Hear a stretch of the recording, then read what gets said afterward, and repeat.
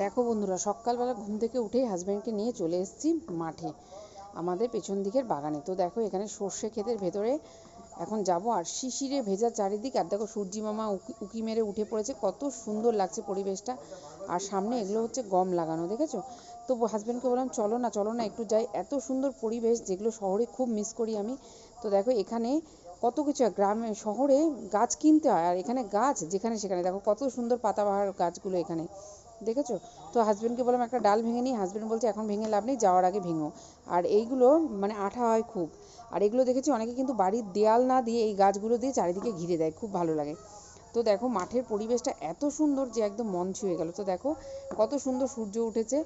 তো আমাদের বাড়ির পেছনটাতেই এত সুন্দর একটা মুগ্ধকর পরিবেশ যে তোমাদেরকে কি বলবো। দেখো সর্ষে ক্ষেত, তার সামনে এগুলো হচ্ছে গম লাগিয়েছে, পেছনে আছে ধান ক্ষেত। তো খুব সুন্দর অপূর্ব দৃশ্য। তো